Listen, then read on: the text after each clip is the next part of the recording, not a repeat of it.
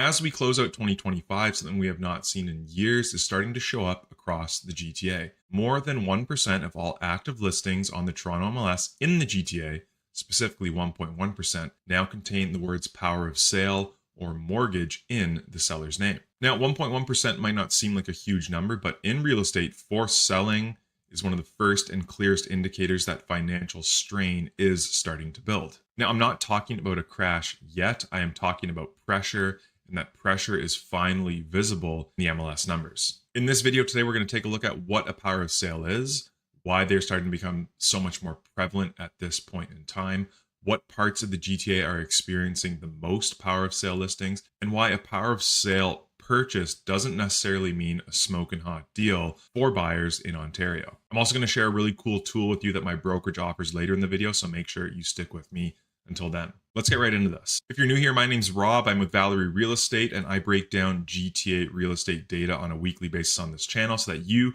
can buy or sell or observe the market with more facts and stats at your disposal. I'm not going for doom and gloom. I'm not going to sugarcoat anything. I'm just going to take a look at what has happened in 2025 and see where we may be going in 2026. In Ontario, a power of sale is actually a mortgage enforcement tool. If a borrower should default on their mortgage by either not paying mortgage payments, not paying property taxes, the lender, as a clause of that mortgage agreement, has the right to take over the property to try to sell it to recoup those losses. So the lender evicts the borrower, they list the property for sale on the MLS, and they try to recoup any debts or amounts that are owed on that property through the sale to a new purchaser. Now, it's a very different process than what you see in the United States, where foreclosures are court-driven, they're slower, those properties often are visibly distressed.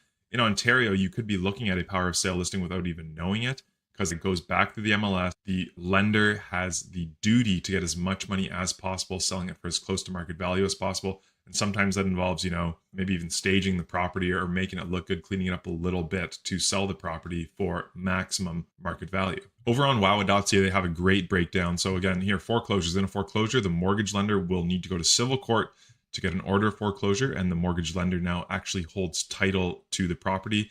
Big difference in Ontario, where title is actually still in the original borrower's name. It is just being sold by the lender.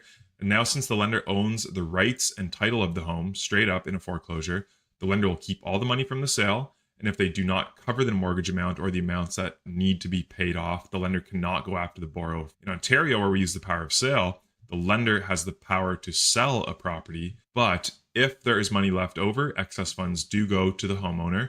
And if the sale of the home did not cover the mortgage and selling costs, the lender then can go after the homeowner. It's been a rapid climb to 1.1% this year of properties, active listings that contain the words power of sale or mortgage in the seller's name.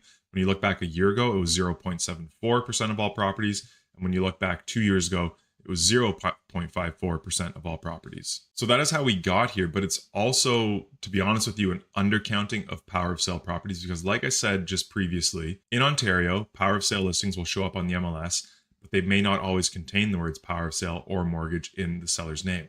A lot of times it'll be corporations that will be listing the properties. It could be the actual bank itself, the bank name that goes on title. It doesn't say anything about power of sale or mortgage. Sometimes if it's private money, it just could go into that lender's name, and there's maybe a comment in the brokerage remarks or client remarks saying it's a power of sale listing, but sometimes they're not even there. So again, this 1.1% seems low. It is definitely higher than that in reality. And again, tracking that trend of where we are at around, 0.65% of all active listings containing power of sale or mortgage back in June, that has almost doubled up to where we're at now at 1.1%. So we can't accurately tell you exactly how many listings out there are power of sale, but I can definitely say with confidence that the floor, the absolute floor, is 1.1% of all listings. The power of sale activity that we are seeing now is largely the result of that interest rate hiking shock that we all experienced from early 2022 through mid 2023. If you bought a home at these, historically low interest rates, whether you went variable or fixed, on variable mortgages, you were seeing payments start to rise all the way through early 2022 into middle of 2023. If you're on fixed mortgage rates that you locked into in 2020 through 2022, those kind of 3-year and 5-year terms are starting to renew, and you're renewing into meaningfully higher rates than you locked into originally. And it's not just the end users that are feeling this, the people that locked into a low variable or a low fixed rate mortgage that saw their payments increase It's also people that decided that, this ultra low rate environment is the time to start buying investment properties. If they were negatively cash flowing at the time they purchased it, that's only become worse and worse over the last couple of years. You also have, HELOC balances that are becoming painful to carry because that HELOC rate is tied to the overnight rate. You've got rising consumer credit balances. You've got just the persistent cost of living strain in general. In general, people choose to cut expenses elsewhere, or they're maybe forced to cut expenses elsewhere before they start going delinquent on mortgage payments. So really what we are seeing now is just a result of a tough last few years for consumers right across the GTA, and it's finally starting to show up in the numbers on the MLS. When you look at the regional breakdown of where the most power of sale listings are coming up across the GTA, I think it kind of speaks to some of the things that I just spoke about. When you think about it logically, the places that are going to experience maybe the most pressure are the markets that either saw the most run up in prices during COVID, during those ultra low rate environment days. It could also be areas where investors were heavily focused on buying properties and they're feeling the pressure. And I think when you look at the regional breakdown, it kind of backs up this train of thought. Here's the percentage of active listings containing the words power of sale or mortgage in the seller name per Toronto MLS, but we've broken it down regionally. So Durham, Peel, Toronto freeholds, then we have the GTA as a whole. And this is as of December 11th, so it's even a little bit higher than the rate that I saw in the December 8th reading. So it's at 1.15% now for the entire GTA.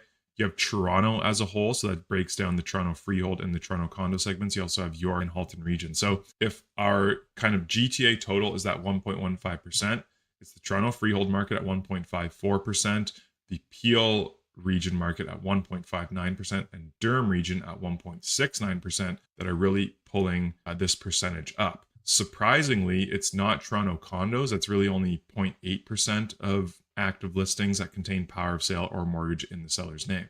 As we all know, Peel and Durham region were two of the markets in the GTA that did see prices really accelerate the most in COVID, and they're also two of the markets that have seen prices come down the most from the peak right across the GTA. As for those Toronto condos, could have to do, like I said, with the fact that maybe people just aren't listing them as power of sale or mortgages. But I feel like if we're assuming that it's an equal share of properties using power of sale or mortgage right across the board, I think these numbers should hold pretty true. So you're not seeing a ton of that, at least not this much financial strain on the condo market from the power of sale or mortgage perspective at this point in time. Could that change in 2026? For sure. But markets like Durham region, Peel region, definitely seeing the most stress right now as per kind of this activity, looking at active listings containing these keywords. Even with this trend continuing of more and more listings containing the words power of sale or mortgage, more and more power of sale properties being listed on the MLS, I need to warn you that it does not guarantee you are going to get a great deal. And I think, again, WOWA does a great job at explaining why. Home buyers might think that a power of sale home would be a great deal, but in reality, lenders are required to sell the home at market value. This is because any leftover money from the sale would go to the borrower. Discounting the home to sell it quickly is not allowed if it is significantly below its fair market value. For example, a power of sale in Newfoundland and Labrador cannot sell the home for less than 70% of its appraised value without a court order. Power of sale home buyers will also be purchasing the home as is, which means that the buyer will take the home in its current condition. Repairs that the home buyer would need to do can add on costs to the home, and it's likely that the borrower that defaulted on their mortgage might not have been able to afford to maintain their home. Mainly because the banks do have that duty to get as close to market value as possible to recoup as many funds as possible, because they do owe the difference to the seller, or the seller owes the bank the difference in these situations. You are not going to be getting a steal of a deal like you would see on some of these foreclosure properties that you see in the United States. With all that being said, who should be targeting power of sale properties? So first off, I think it's got to be somebody who's pretty cash strong.